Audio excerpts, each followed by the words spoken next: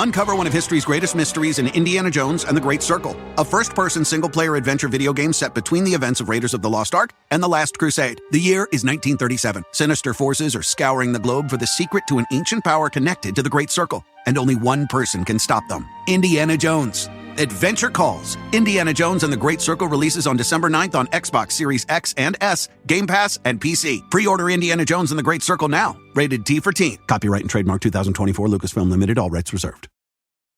Did you know adults with financial literacy skills have 82% more wealth than those who don't? From swimming lessons to piano classes, as parents, we invest in so many things to enrich our kids' lives. But how much are we investing in their future financial success? With Greenlight, you can teach your kids essential skills like earning, saving, and investing, giving them the tools for financial confidence. This investment costs less than an after-school treat at Starbucks. Start prioritizing their financial education today with Greenlight. Invest in their future at greenlight.com/podcast. Hello, this is international football commentator Derek Ray, and you're listening to the Ranks FC podcast.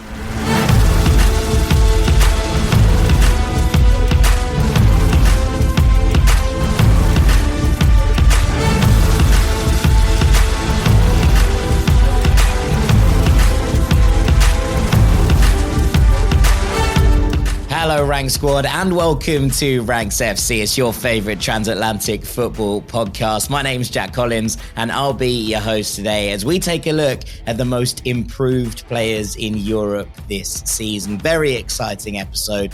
One that's been a bit of a staple of the Ranks stable for some time, but it's nice to get back into some old ground. I'm joined across the water all the way from San Diego by Mr. Dean Jones. How you doing, mate? Hello, mate. Yeah, the warmest winter I've ever had. I can tell you that much, mate. Still wearing shorts most of the time over here, so that's a lovely feeling. My birthday coming up as well, and I was thinking I'm going to have a warm birthday for the first time in my life. Yeah, nice. Yeah, nice vibes, right? I might even go to the beach. Who knows? Even if it's not warm, I might go to the beach just because I can. But yeah, I'm okay. I'm certainly better than Pep Guardiola, mate. I know that much. Not many times in my life I've been able to feel like that either. So. Yeah, nice to be able to have something up on Pep Guardiola. Feel a bit sorry for him, to be honest. Like, as we record this, it's obviously Tuesday when we record this, and it goes out on Wednesday. So it's worth pointing out, before I do my thing I love about this week, like Man City haven't played yet. They haven't played against Nottingham Forest yet, so they haven't suffered the latest defeat yet, right? So I'll just need to point that out before I talk about this. And I say that, like, honestly, half of me does expect them to lose that game. But I do want to do a thing I love this week about Pep Guardiola, because it actually doesn't matter necessarily whether they win or lose against Nottingham Forest. The thing I love, Jack, at the moment, right, is that we are seeing a test of true greatness. Like, this is Pep Guardiola's, for some people, moment of truth. Because, like, adversity has this weird way of revealing the true measure of a person. So, for Guardiola, this season has been shaping up to be the most grueling of his career, right? He's had a great one. He's had a great run. But his City side were unstoppable. Okay, we hoped we would see someone challenging them for the title. We thought Arsenal might do it. We didn't actually expect that Man City would stumble and fumble around like this. They are doubting themselves. They looked fatigued. They are failing. And we didn't really think at the start of December we would be sitting here with that playing out. Yeah. But after years of dominance, the magic has gone. Like, the magic has gone for now from this team. And the chance of another Premier League title in a row feels almost impossible. And yet, I was very, very interested in the way that Pep spoke after the defeat against Liverpool. Because all he was getting was questions about criticism and doubting himself. And somehow, he had optimism. There was like this flicker of belief. He saw like this 15, 20-minute period that you could see he genuinely saw signs of life there. And maybe it just gave me this thought that maybe this team's not as far gone as we all think, because he knows how it works on the inside, and that this season might not be lost. And so for this moment when they are so far behind Liverpool in the title race, this isn't just about Man City winning the Premier League again. It's actually about Pep himself now for me. And I love that for all the years that there have been some people that love to undermine his achievements, he's got a chance to kind of stick it back down their throats. People have said he relies too heavily on the world-class talent that is always at its peak, that he only succeeds when the deck is stacked in his favour, if you like. And look, right now, it's definitely unfavourable. And in a way, like, this is Pep's big moment, a moment when he must prove himself. He must prove that he can come through a set of circumstances that are not ideal. He doesn't have a peak De Bruyne or a peak Aguero. He doesn't have these players from Man City's history that are guaranteed to get him through this moment. Of course, he still has great players. Like you're saying, man, he's got Haaland, he's still got De Bruyne, he's got all these other players, he's got Phil Foden. But what we need to see now, Jack, is a new Guardiola. A Guardiola that digs deep. A Guardiola that emerges from the ashes again.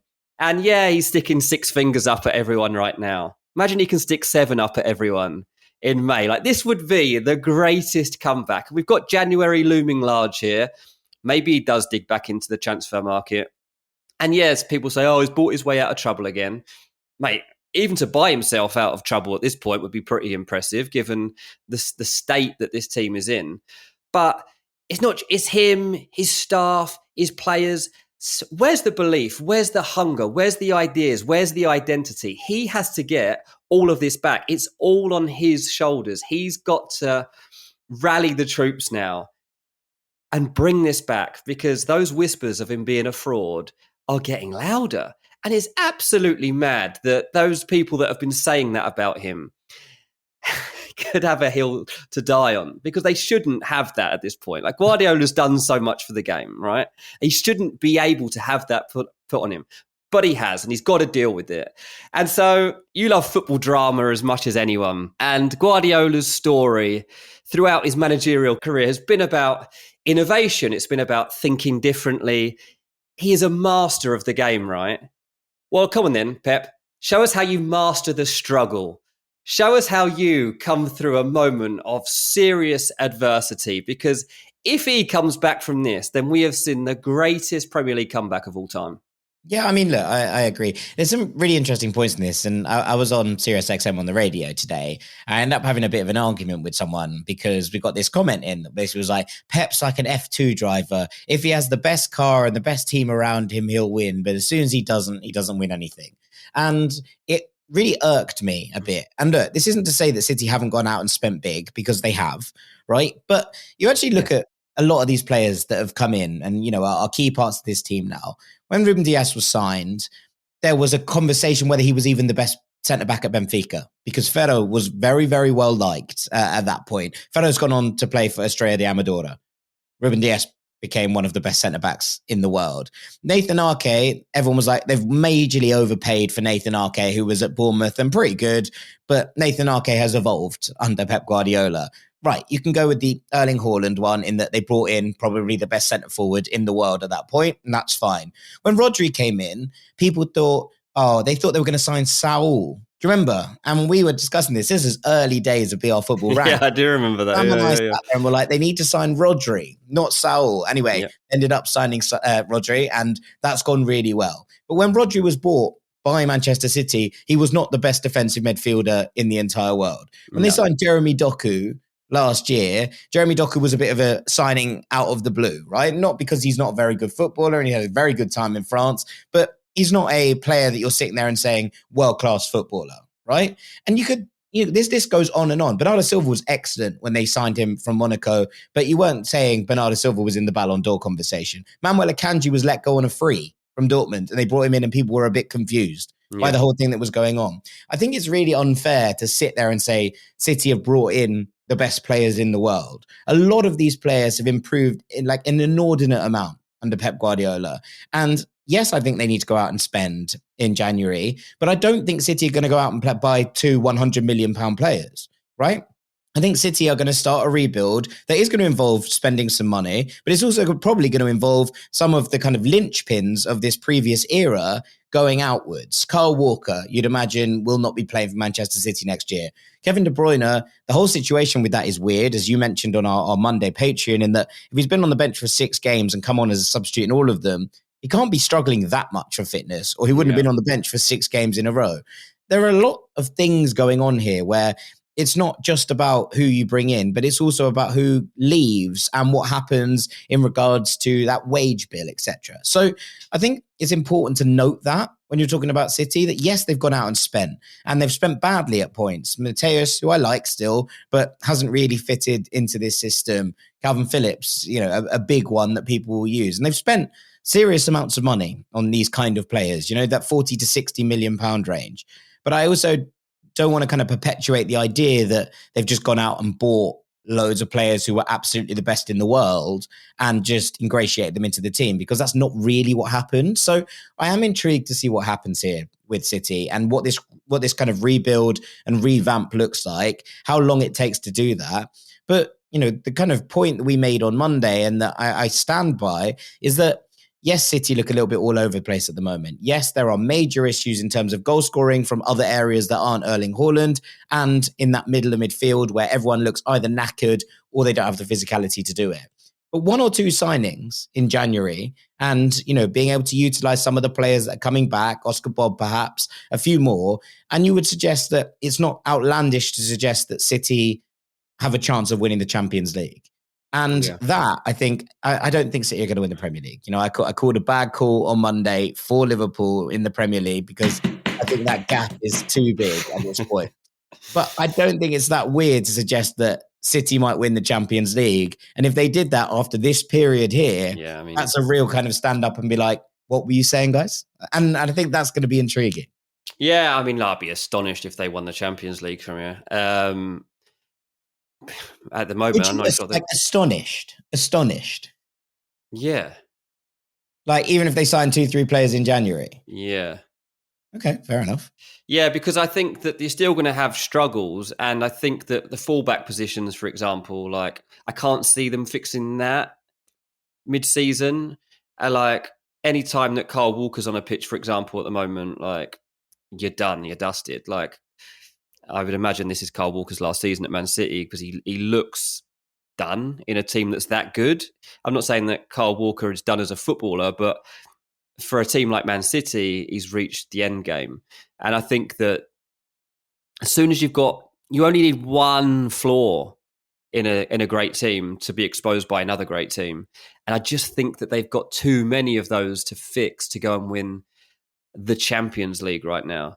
So that would be a big ask. I think that there are huge issues and there are some that can be fixed. But yeah, it's a very strange one, mate. I just had to address it today. I think it was the only way to really open because obviously we've seen Pep. Some people say he's losing the plot. I don't think he's losing the plot. I think he's finding it a little bit difficult because he's got an ego and he is one of the greatest football brains of all time. And he's like, who are you all? Like, you lot are, like, you're all kind of like, probably half of you are drunk and you're like just shouting at me. Like, you lot can't question me. I'm Pep Guardiola. And like, he's got every right to feel that way. And I don't mind him sticking up 6 fingers and stuff because he's got a right to defend his legacy, and his legacy's not done yet. And so if he wants his greatest Premier League title of all, then still possible, mate. It's still possible. Look, it's difficult because, you know, Liverpool have just won, as we talked about on our Patreon show on Monday as well. This was pointed out by one of our patrons, Michael Lewis, who said they've just come through what are usually 2 of their toughest games. They've done Real Madrid and they've done Man City. Those are usually 2 of the biggest stumbling blocks. And not only have they beaten those teams, they've done it with absolute ease. So I do feel like this is a little bit different. And I was also had it pointed out to me that if City win their next 2 games, which obviously is a big ask at the moment, then actually their points tally for that point of the season is actually not too dissimilar to where they were last season. It's like, okay, well, that's fine, but this season is not last season. This season, you've got a better version of Liverpool, and you've got an Arsenal team who are probably the same level. So you're not going to be judged in the same way. Yeah, 100%. Now, someone's going to set the pace, and currently it's Liverpool, Yes. right? And that's kind of where we've got to at this point in the season. You can only call it as you see it. I just wanted to mention before we move on, I'm not going to do a full things we love today because I'm going to do the main ranking, but Edoardo Bove collapsed on the pitch for Fiorentina in their game against Inter.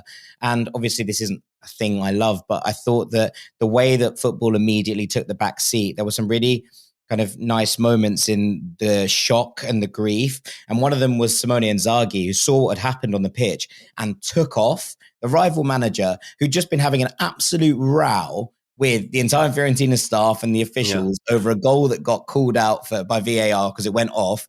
And the players were on the verge of having a fight.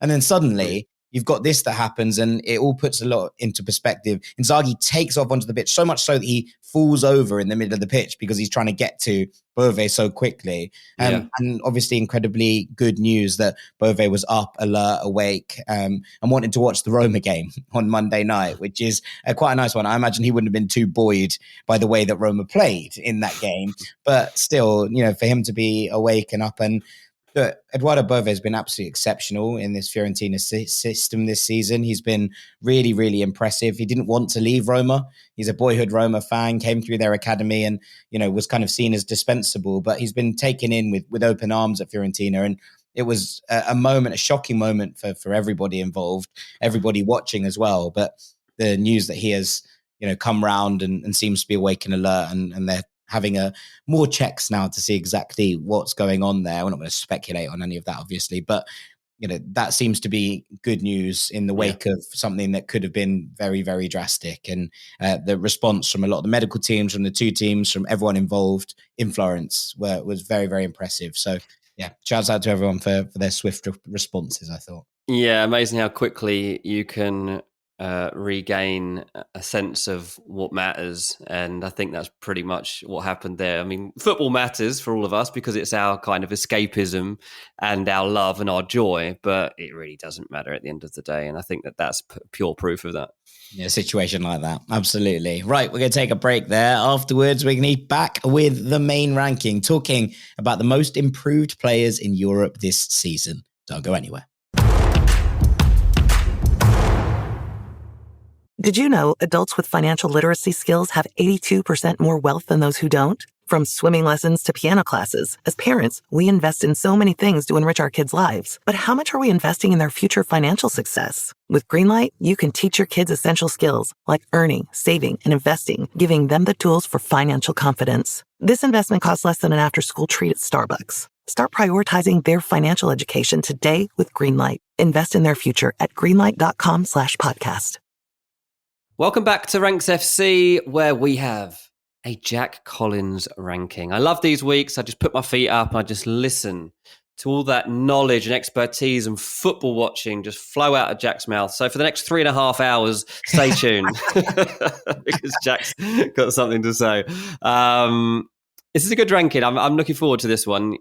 We were chatting about what we could rank, and I was thinking best player from each league, or where should we go with it? And you kind of proposed the idea of the most improved player of the year.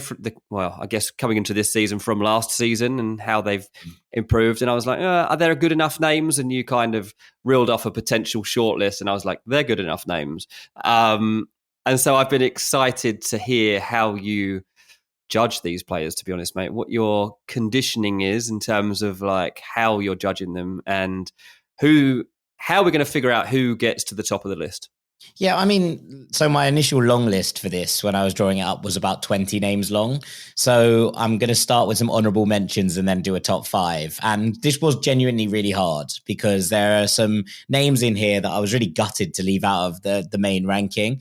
But I wanted to start just with a couple of honourable mentions because there's a couple of players when you think about this and you talk about, certain players and in certain teams. And the first two I kind of wanted to name check were Nicholas Jackson and Andre Onana. And often when you have this conversation, Moises Caicedo's name comes up quite a lot.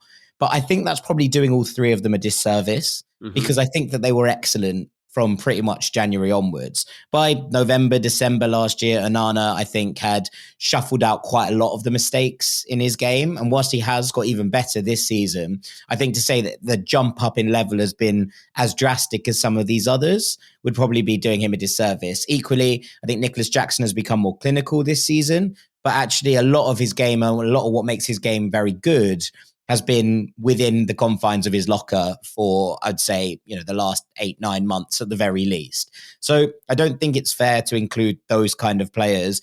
Despite improvements, I don't think the jump has been big enough from what we saw last season from the likes of Jackson and Caicedo and Onana to justify them being in the ranking. But I did want to put them into these honourable mentions.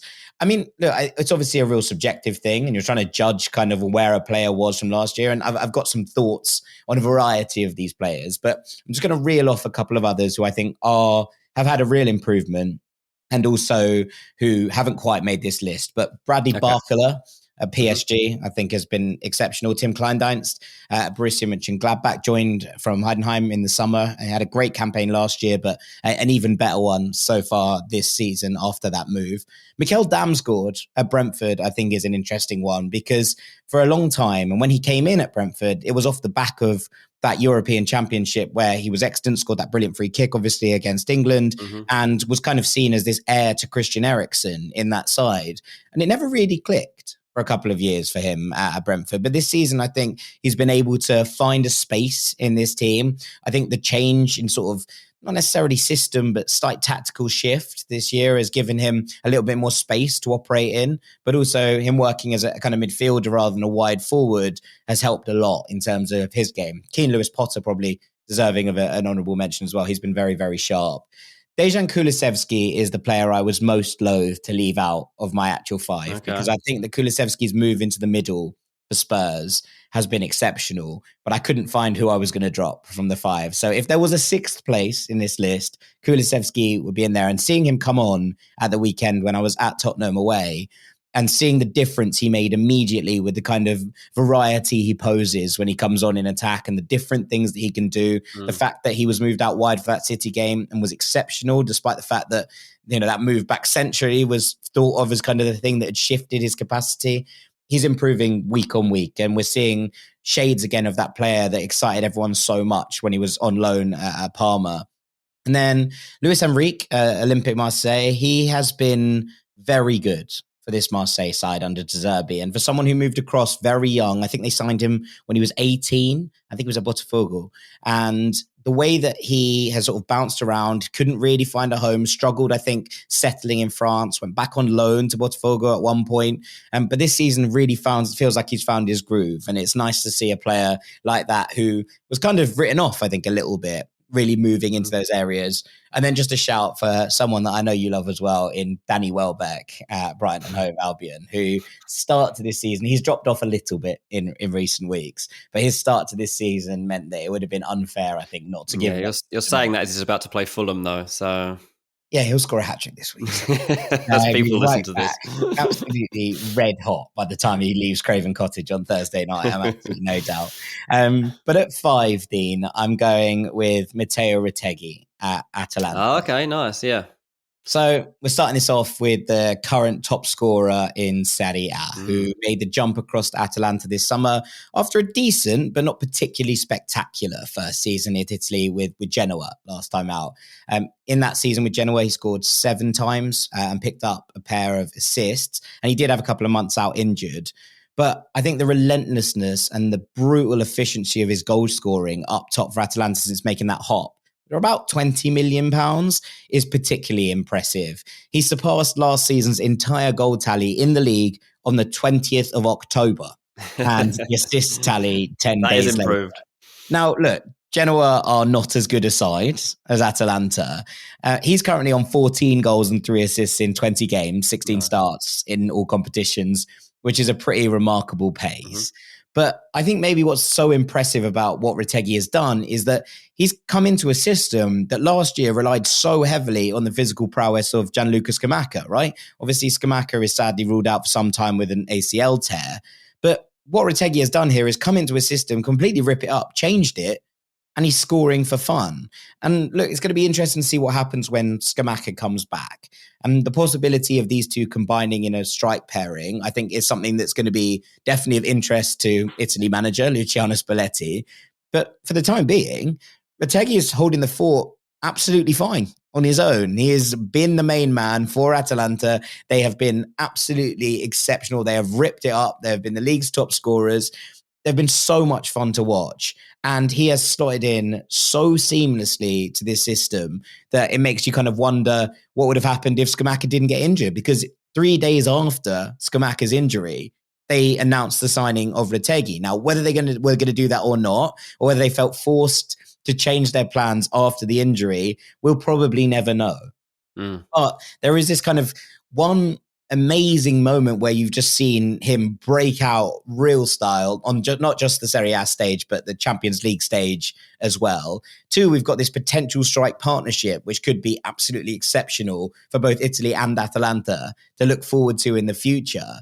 And 3, I think what has happened with Retegui under Gasperini has been a real improvement in so many different aspects of his game, right? Because he's improved immensely in terms of his hold-up play. His ability in the air has always been pretty good, but I think he's now excellent for someone who's not the tallest person in the world. His back-to-goal work, his link-up play looks so much sharper in this team. He loves shooting, right? He's a proper volume shooter. He shoots with exceptional regularity, and he strikes the ball like he's done something to offend him.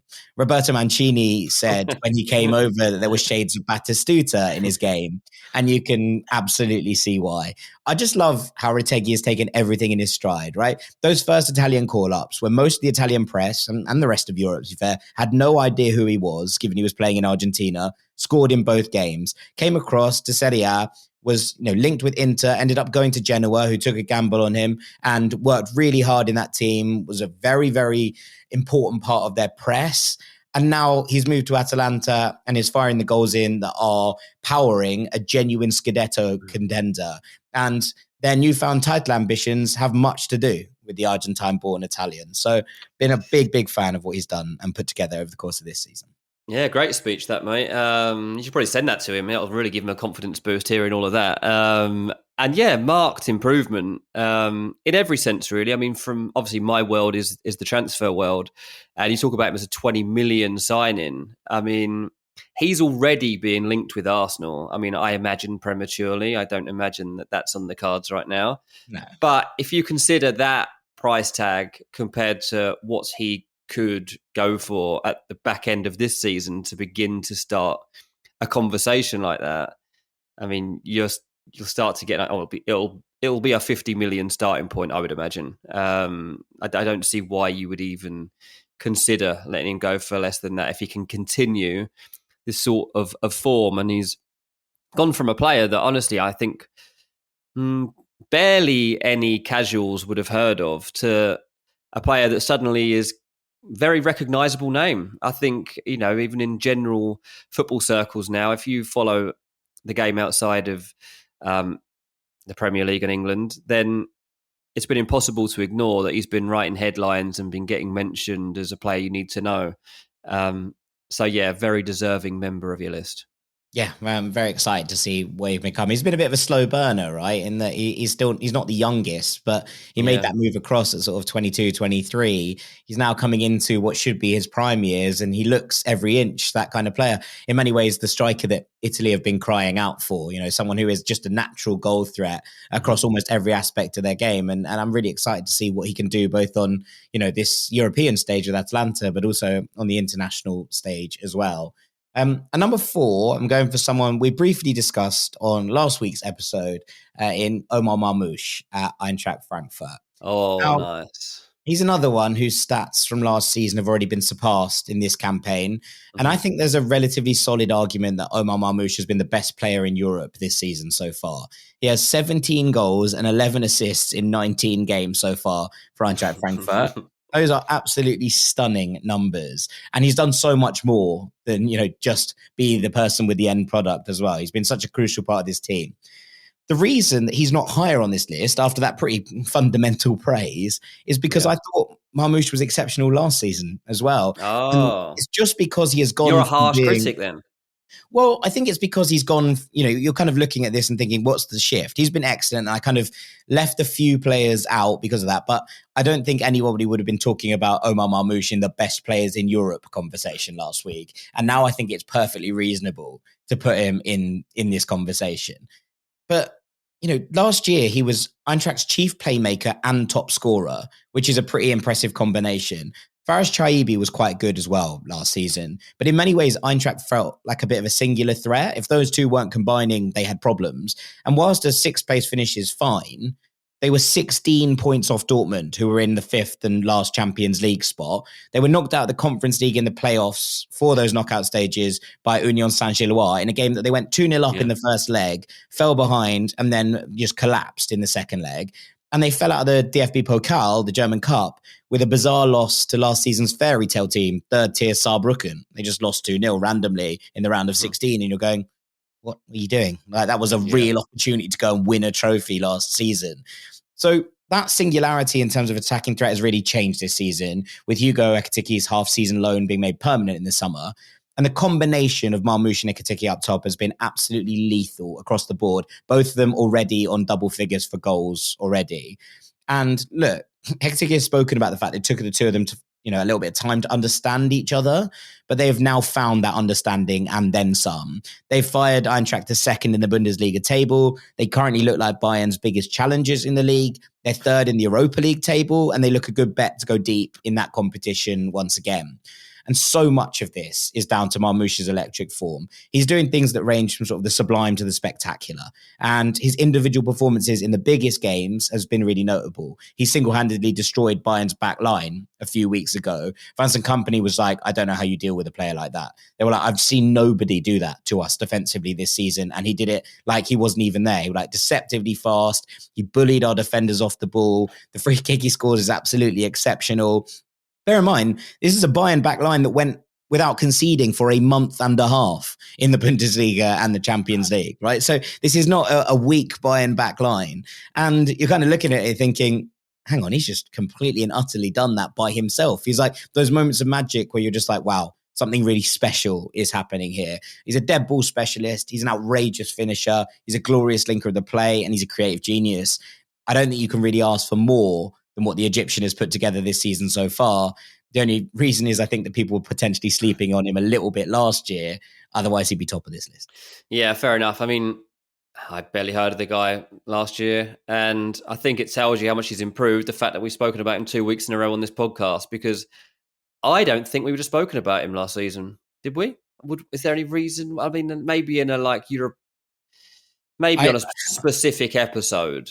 I spoke about him a bit in the Europa League shows. Yeah, exactly. And we did a little bit of deep dive stuff when we did the Bundesliga at the start of the season. We picked him out as one. So unless we were specifically diving in on his games, then he wasn't in any broader conversations. Well, I think it also, this is another thing with this conversation, and this is something that always comes up. And I know Diggy Critchley, obviously of this parish now, does a thing where he often asks these kind of questions on Twitter and TikTok, and has the conversations with people. But sometimes team bias gets in the way, right? And it's one of those conversations you sometimes have about, let's say, Jackson and Caicedo, right? Who were excellent in the back half of last season. People weren't really paying attention because Chelsea weren't all that good. Right. And as soon as Chelsea are now in a conversation where they're back in a Champions League discussion and maybe even in a title discussion, even if Enzo Maresca will not admit it, suddenly people are like, oh, they're really good now. And well, not much changed in their game. They're still doing the same things. Marmoush has elevated, which was, I think he needed to be in this ranking at some point. But I do think that sometimes we forget, because Eintracht weren't all that impressive across any of the competitions, to be honest, last season. He probably didn't get the respect that he deserved for what he'd put together. But that doesn't change the fact that there has definitely been a noted step up in the course of this season. Yeah, I mean, his profile has been boosted significantly to the point that he's even being talked about as a potential Mo Salah replacement. I know that that's something that we don't necessarily agree with directly. But the fact that he's even in that conversation shows the strides that he has taken to become worthy of a list like this one. So, look, it's definitely not going to be the last we hear of this guy across this season. And at some point in the not too distant future, he will make a big transfer move.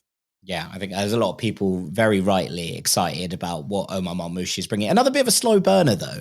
He's not that young. He's had a little bit of a funny route through football. He moved to Wolfsburg when he was very young. He went out on loan. And actually, one of the things you kind of notice is how many certain teams have a couple of players. And I think he went to St. Pauli in the back end of 2020-21. So at one point over the course of 2 years, Marmoush was playing for St. Pauli in, the Zweite Bundesliga. The year before that, their number 9 was Victor Gyökeres on loan from Brighton. St. Pauli fans must be looking at this and saying, 2 of the best players across the entirety of Europe this season both played for us in the second tier on loan. And whilst both were fine, didn't tear the world apart. And yet you kind of come back to that and you're thinking, bizarre, set of circumstances. That so one weird. year Gyökeres was there, the next year Marmoush was there, and then a couple of years later, 3-4 years later, the 2 of them have gone on to be 2 of the brightest talents in Europe over the course of a season. Madness, isn't it? The growth that players can have. They just got to find that right platform. Yeah, got to find the right place for them. Talking about finding the right place for them to thrive, at 3, I've gone for Moise Kean at Fiorentina. Oh, wow. Welcome back, sir. Welcome back to the big time conversation. So the perennial outcast, the sub who was subbed at Everton by Duncan Ferguson as a temporary manager, the man who Juventus were desperate to get off the books, 12 goals and an assist in 15 games, 7 goals in his last 4 starts.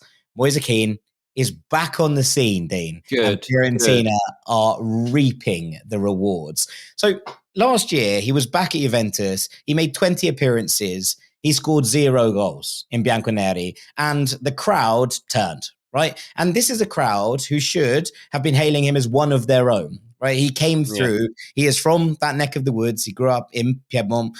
He was in Torino's academy for a little while, and he got pinched at under 16 level by Juventus, and he was seen as the great young hope. Right, he was so excited. Everyone was so excited to see him come through, and his first couple of seasons were okay, but he was very much spurned by the end of his time in Bianconeri, reborn in Viola. Under the guidance of Raffaele Palladino, he is the main man, and he's rekindled the spark that made him such an in-demand name all those years ago. The goal scoring is great, right? And there's a great reference on the ever-brilliant Viola Nation website in an article called An Encomium for Moise Kean.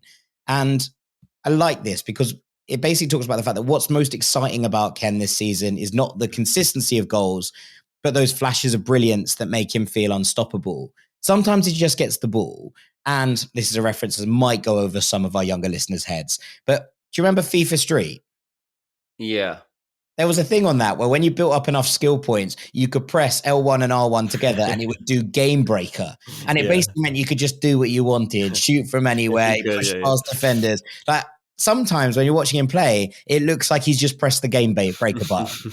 He'll shrug off a defender or 2 and then just rifle the ball home. There's an assuredness and a swagger that was so visibly absent in the spells in which he struggled both in England and back at Juventus.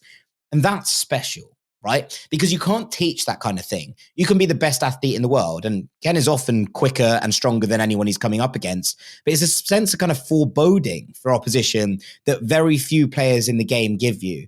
There were flashes of it in his loan spell at PSG all the way back in 2020, where he notched 17 goals in 40-odd games. It was about 1 every 2 games. And in his initial breakthrough year back in 2018-19 in Turin, but this feels different. He's sharper and he feels more emotionally mature. His head doesn't drop when something doesn't go his way. His work rate in terms of pressing and winning high turnovers is better than I've ever seen it before. Moise Kean looks genuinely scary again. Force of nature kind of vibes. And I get excited when his name pops up in lineups. And if that isn't something that suggests an inordinate amount of improvement, I really don't know what is. Yeah, no, he's a player I've always really liked. Because he's got so many different, he's quite unexpected to me in the way that he plays. He is probably more mobile than I would have expected. I think you would have that tendency to just think he's just going to be like a power striker. Like he'll just wait and he'll outpower people with brute force and determination, and he'll smash goals in. That's how he'll do things. But he's got a bit more guile to him than that. He's got more skill to him than that. And he brings good movement and energy to an attack when he's bang on his game. Like there's definitely been spells in his career when, I don't know, maybe the fit wasn't right, maybe the drive wasn't there, maybe he didn't believe in the build-up play that was leading to him getting the ball, and all these things that can leave a footballer feeling down, basically. But you watch him this season and he's just a completely different person from past versions we've seen. And he's always had the potential to be one of the best. And I'm not exaggerating, I don't think. Like, he's been talked about for a long time. And when he's made transfers that, like, you've really felt could be the start of something, it has happened. So this needs to be his platform. And I'm really, really pleased. We spoke about him recently, didn't we? And I said, I just couldn't believe what I was seeing in him. Like, his little movements and little turns and the confidence and the swagger is there. And as a result of all of that, he's banging him in. He's not afraid to have a shot, is he? Let's face it. No. Another volume shooter. He is a volume shooter. And, thankfully for him, they're in the back of the net now. Yeah, I mean, I always felt a bit sorry for him with the move to PSG, because he was at Everton and he was clearly struggling. There was, a lot of managers coming in and out. He was still a very young man. He's spoken, at length. And there's a great interview with James Horncastle in The Athletic, where he basically is talking about the fact that he couldn't believe how everyone else just dealt with the cold. And he was there being like, I'm not wearing, short sleeves and having a barbecue on the beach. It's the middle of December. I mean, you might be able to do that in San Diego. I might do that later, yeah. You probably can't do it in Merseyside, especially in the middle of the winter. But he said he never really felt like he settled there. And he went on loan to PSG, which in itself, right, is quite bizarre. That Everton were like, oh yeah, we've got a player here we don't think he's good enough to play for us, but he's going on loan to PSG. And he scores 17 times, we say, in those 40 games. And I think the PSG would have bought him that summer, because the asking price was about 30 million euros, if I'm not mistaken. It was about 10 million euros more than Everton paid for him. And they were going to make a profit, and that would have been fine. But PSG then went and bought Lionel Messi and so on. And so you kind of ended up with that element. Yeah, reasonable, right? If you have the opportunity to sign Lionel Messi, you sign Lionel Messi. But it felt just as Moise Kean was getting that opportunity to go and shine somewhere, something else happened that took the limelight away. And he ended up back at Everton and then back to Juventus on a 2-year loan deal. Then they made it permanent. I think Everton did actually end up making a profit of Moise Kean, and it just never really worked out for him when he went back to Juve. And obviously he has big ambitions. And it's interesting listening to what Palladino says about this Fiorentina side. He's like, look, we are in a great position right now, but equally there are a lot of teams who've changed managers this season. There's a lot of teams who haven't quite worked it out yet. We shouldn't get used to being up here. We have to continue to sacrifice and work hard, but we have ambitions and we hope to fulfill them. Fine. All very reasonable from Palladino.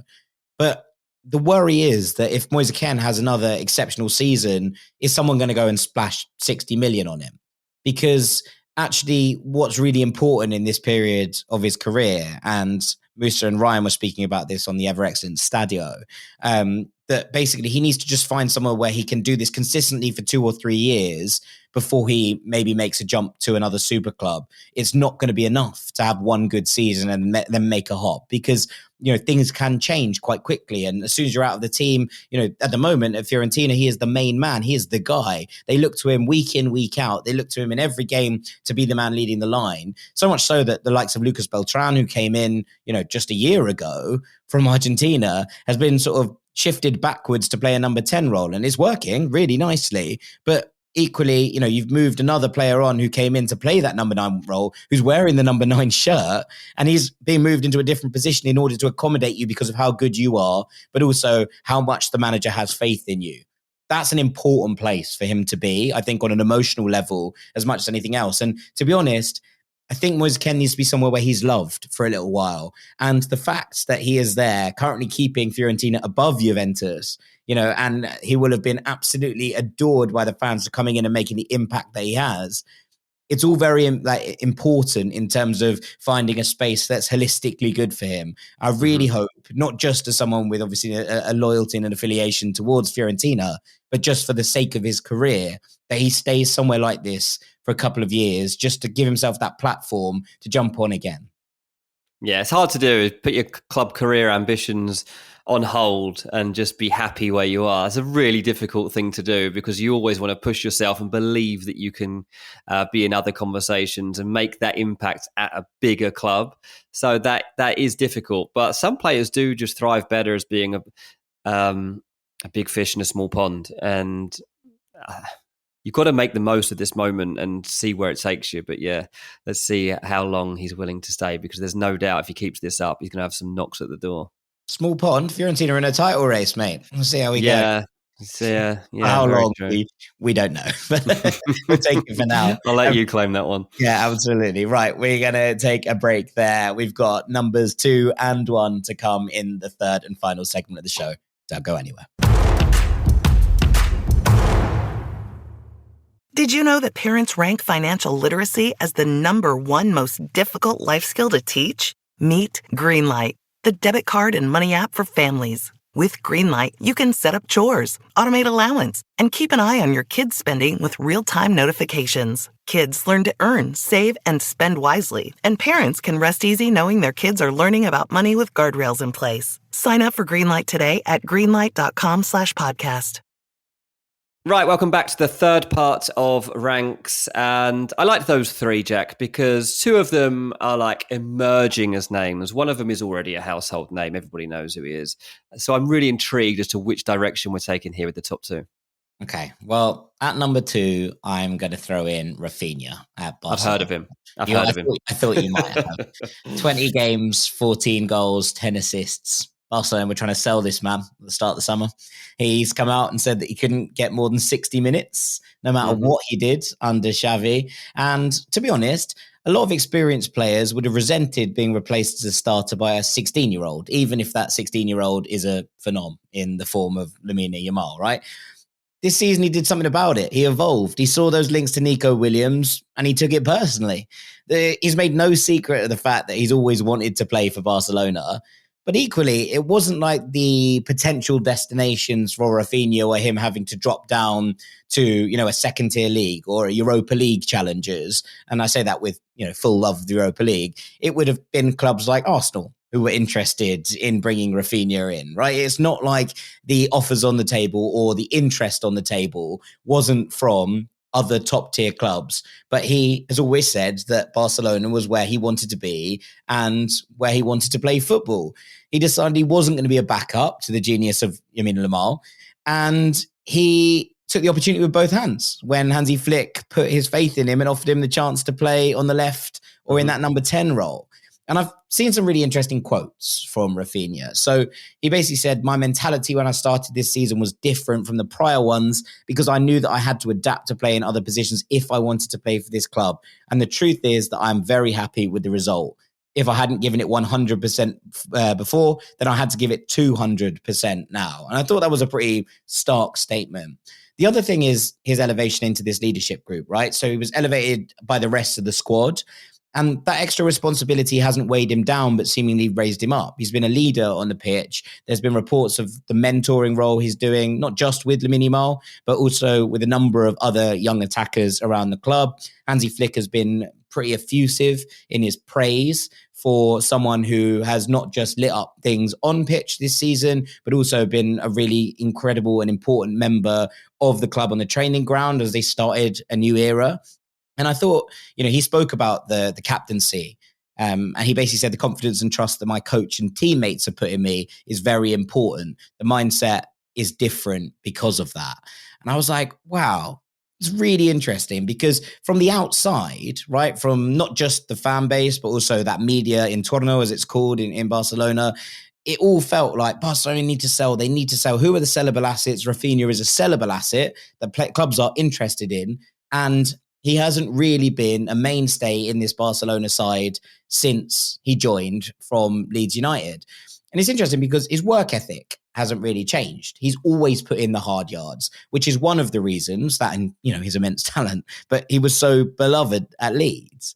But his clinicality has improved immeasurably. His relationship with Robert Lewandowski has been vastly improved as well. And the Barcelona shirt no longer feels like it's hanging around him with an extra weight belt attached to it.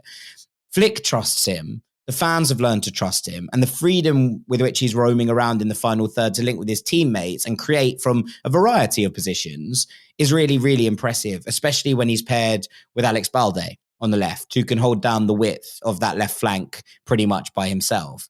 Now, it hasn't been complete smooth sailing, and the last couple of weeks for Barcelona, especially in La Liga, have been quite rough. But I think where we were with Rafinha at the end of last season, where his position seemed to be in the club at that point, and where he is right now, I don't know if there's a more impressive transition in that regard for someone of his age and stature in the game, because, it takes a lot to come through that and be like, no, this is where I want to be. I'm going to fight tooth and nail for my position. He looked like he was going to be a backup to Lamine Yamal. And instead, he has evolved into one of the most crucial elements of this team. He is back very much as a key man with Brazil as well. And that's another thing that you're going to kind of step onto. But to see that turnaround under a coach that saw what he was bringing to the table and just implicitly was like, yep, that's my guy. And look, you can understand why Flick likes him a little bit more than Xavi in terms of what he's trying to bring to the table. The intensity of Flick's system really suits a player like Rafinha, I think, in a way that maybe elements of Xavi's system didn't quite. They often needed the extra midfielder on the left-hand side under Xavi to try and dominate in the middle, and that left very few spots for Rafinha to come in and do his part. But wherever he's played this season, on the right, when Lamine Yamal's been absent, in the 10 until Dani Olmo came back into the side, and on the left, he's been incredibly effective in all of those positions. And the way with which he's sort of been given the keys in many ways to this attacking setup alongside Lamine Yamal is one of the most impressive things I think we've seen across any league, anywhere this season. Yeah, I've got to admit, it took me a long time to take him seriously. I just didn't believe it was real. I didn't believe it was like a genuine top performer coming through. I thought it was all flash in the pan stuff. And there's still part of me that struggles to shake it off. But I think I've got to take him seriously at this point. You just put him number 2 in the list. And I mean, when you look at the numbers, when you consider the pathway, when you consider the words that have been spoken, both by him and about him across the course of this season, it is a fantastic comeback story because he was halfway out the door. If they could have found the taker, he was gone. And it was like, partly a stubbornness on his part that he didn't want to entertain the idea. So like, I feel like even when his representatives had interest, Rafinha was probably like, not answering my phone. My agent's calling me. I don't want to go anywhere. I'm going to sit here in my Barcelona tracksuit until the day the season starts. Not going anywhere. I can definitely see this out. And he's kind of done it. And he's made his own dreams come true because this is what he wanted. He's said it so many times. This is the only place I want to be. The only way he's down from Barcelona for Rafinha because that was his dream to fulfill. And he'd got there. So he had to make it happen. And he's done it, man. He's absolutely done it. I've just got Dylan a Christmas present and it's a Lamine Yamal kit, but I feel bad I didn't get Rafinha one because I think he's more deserving. I mean, the yards he's put in to get to this point, the fight he's had to put up, I think is pretty stunning. And then to go and drop these kind of performances off the back of it and really become one of the leaders in this camp is something very, very special. So I just wanted to give him some flowers, give him his props. And yeah, I mean, the problem is he'll feel he should be one. But unfortunately, I've gone for someone else in that number one. Okay. So I've gone for Ryan Gravenberch at Liverpool. Okay. Now, it's been a good few days for Ryan Gravenberch. First, Pep Guardiola picked him out for singular praise after Liverpool's win over City, saying it was incredible how he turns and carries the ball in the middle of the park. Then there was an article from our friends over at Scouted about how he currently looks like the second coming of Moussa Dembele, which is high praise indeed, especially from where I'm standing. And also Greg Evans penned a lovely piece in The Athletic about how he'd become one of Liverpool's untouchables.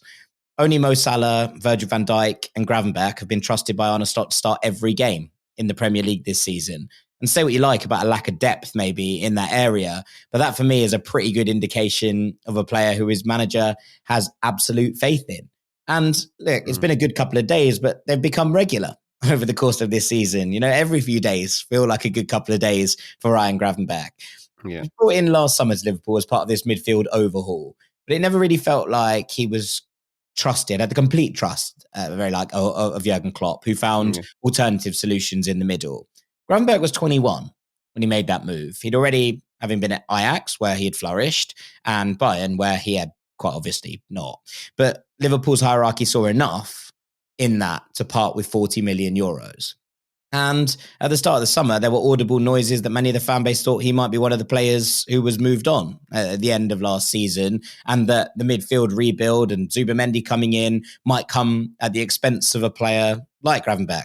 But Arne Slot's decision to reinvent him as a holding midfielder has completely altered not only the makeup of this Liverpool side, but their ability to control games and dismantle opponents. And we've been very effusive in our praise for the fact that Gravenberch and this Liverpool side feel different to last season in the way that they can control and they change when they run, right? They change that element that means that the kind of recklessness of parts of last season has been tempered down to a more kind of they can hold, and in certain aspects of games, they can still run absolutely roughshod right over you. It just feels like there is an element now of calmness that accompanies the kind of heavy metal, if you will, of the previous era.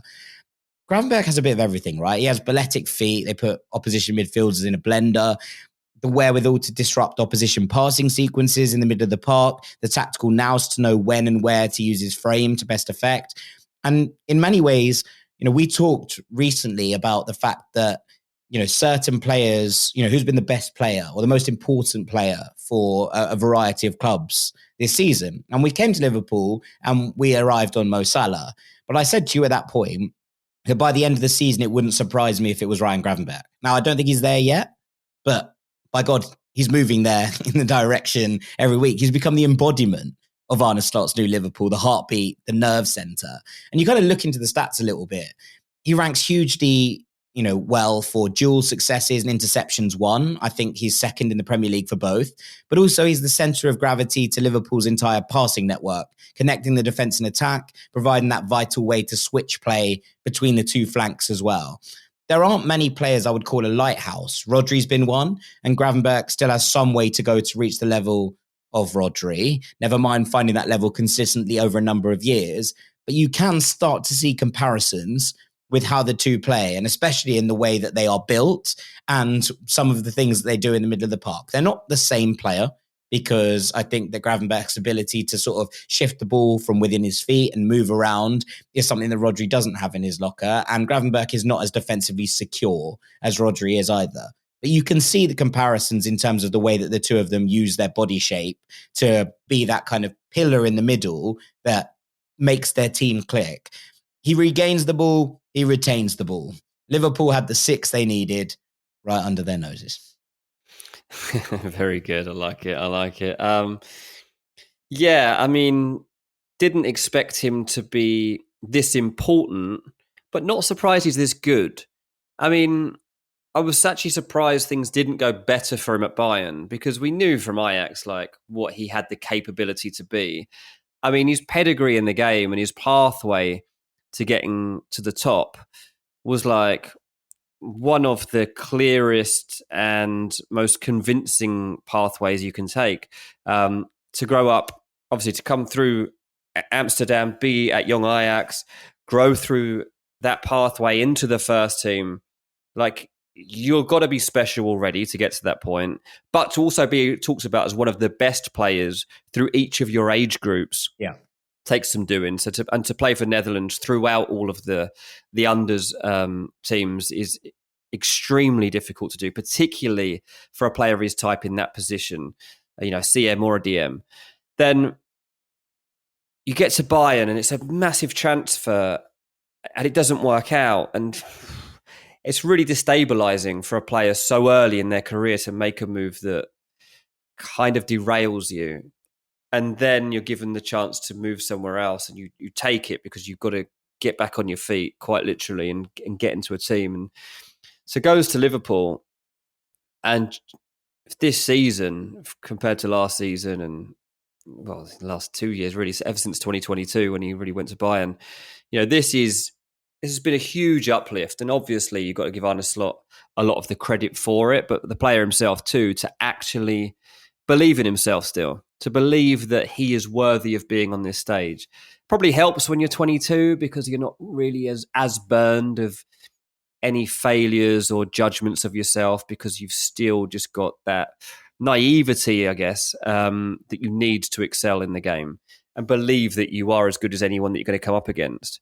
But he is. He absolutely is. In fact, he's so good that there are already whispers that Real Madrid are going to try and sign him at some point in the near future, and that's inevitable, right? I mean, it's extremely soon, but it doesn't surprise me. I heard it a couple of days ago. So, what do you make of the rumours about Gravenberch and Real Madrid? I'm like, blimey, he's only just got in the Liverpool team. He's only just it doesn't surprise me though. In fact, Real Madrid probably could do with him.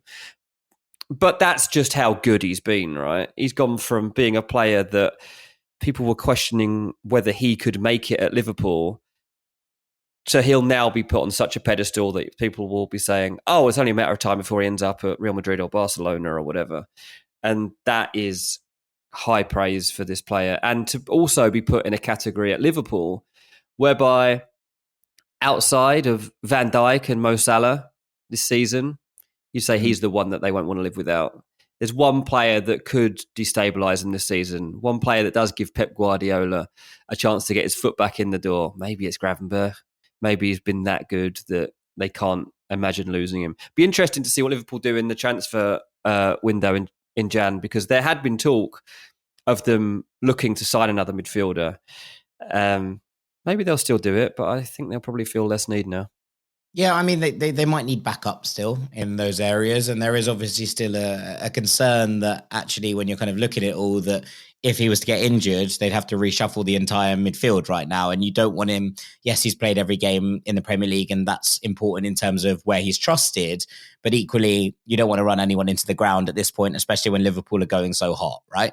So I wonder if they do look at potentially bringing in some sort of element of backup in those areas. But as you say, that burning need that felt like it was there for Liverpool to bring in a 6 earlier on in the season does not feel like it's there anymore. And that is about the highest piece of praise that I could give to him. I love Martin Zubimendi. I think he's a wonderful, wonderful footballer. And the idea that he wasn't going to come, that felt like the signing that maybe would be the one that pushed Liverpool back into these conversations. And the fact that Gravenberch has kind of risen to the level where you don't feel like Liverpool need to go out and sign a Martin Zubimendi anymore in the January window is about as high a praise as you can give him. Yeah, that's a good point. Yeah, absolutely is. They've saved the money and they've got the player. They've managed to get both things they wanted. Best of both worlds in so many ways. And there you have it. They are the 5 most improved players. Good stuff, mate. Enjoyed that. That was very good. Season. According to me, anyway. Matteo Retegui at Atalanta, Omar Marmoush at Eintracht Frankfurt, Moise Kean at Fiorentina, Rafinha at Barcelona, and Ryan Gravenberch at Liverpool. And with that, it's probably time for us to call it a day here on Ranks FC. It's all that's left for me to do. Say thank you very much to Mr. Dean Jones. Cheers, mate. If you want to do reaction videos and tag us in to Jack's ranking, then feel free. If you completely disagree or you think hang on, you've forgotten so-and-so, do a reaction video and tag Jack in. Let me know. Let me know where I've got it wrong. We'd love to hear from you guys. I've been Jack Collins. This has been Ranks FC. Sam and Doogie will be back with the truth on Friday, where they're talking about Aston Villa's current struggles, a topic close to Sam's heart. So make sure you're locked in for that one on Friday. Dean and I will be back next week, where there's 2 episodes. Be doing this, of course, and then also a Champions League takeaway. So loads to get stuck into on Ranks over the next couple of weeks as we go through this busy period. But for now, thank you so much for listening, and we'll see you very shortly, Rank Squad. Take it easy. Peace. Parents, did you know that only 50% of U.S. adults are financially literate? Millions of people don't fully understand how to manage money, and it's up to you to not let your kids grow up into that statistic. With Greenlight's educational money app and parent-controlled debit card, you can teach them how to earn, save, and invest wisely. The earlier they learn, the better prepared they'll be to manage their money and build a financially secure life. Give your kids the financial edge they need. Sign up for Greenlight today at greenlight.com/podcast. That's greenlight.com/podcast. Final seconds of the game. A chance to score, and the chance has gone begging. If your business's commerce platform keeps missing the target on golden opportunities, get the MVP you deserve. Get Shopify. Shopify is the commerce platform revolutionizing millions of businesses worldwide. Whether you're a garage entrepreneur or IPO ready, Shopify is the only tool that you need to start, run, and grow your business without the struggle. Shopify puts you in control of every sales channel. So whether you're selling signed football boots from Shopify's in-person POS system, or you're vending vintage shirts on Shopify's all-in-one e-commerce platform, you are covered. And once you've reached your audience, Shopify has the internet's best converting checkout to help you turn them from browsers to buyers. What I love about Shopify is how, no matter how big you want to grow, Shopify gives you everything you need to take control and take your business to the next level. Shopify powers 10% of all e-commerce in the US. And Shopify is truly a global force, powering Allbirds, Rothy's, and Brooklinen, and millions of other entrepreneurs of every size across over 170 countries. Plus, Shopify's award-winning help is there to support your success every step of the way. This is Possibility, powered by Shopify. Sign up for a $1 per month trial period at shopify.com/ranks, all lowercase. Go to shopify.com/ranks to take your business to the next level today.